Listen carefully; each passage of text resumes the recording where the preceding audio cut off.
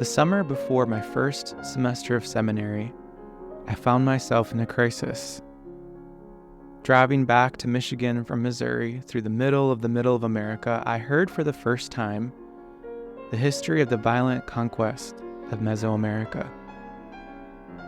This history came to me through the voice of Daniel Bolelli on his podcast, History on Fire, and learning that history sparked a question that I continue to wrestle with to this day.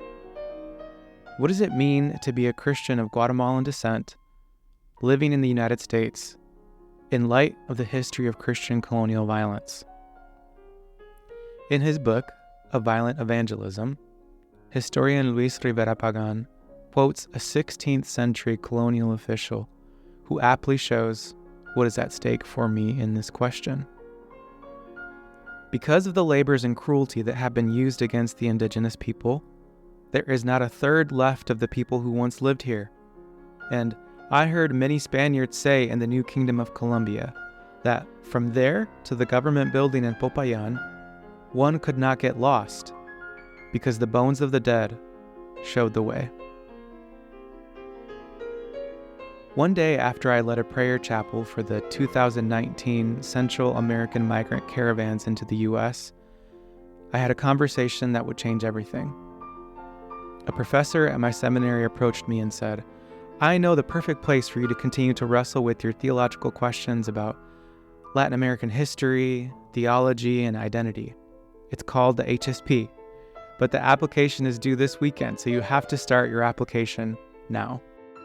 I don't normally respond well to this kind of urgency, but this time something felt mysteriously different.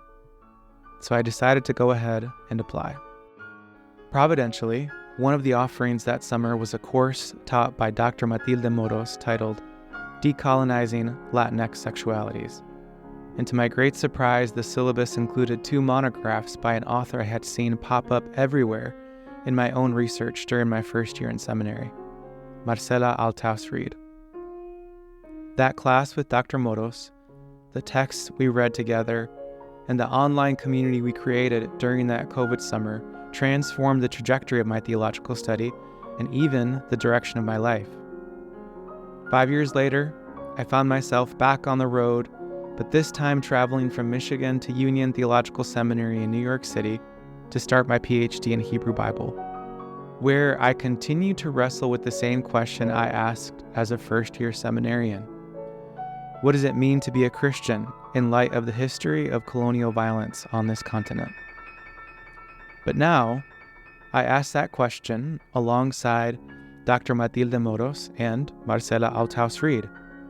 I ask it alongside the loving community of friends, elders, and ancestors of the HSP.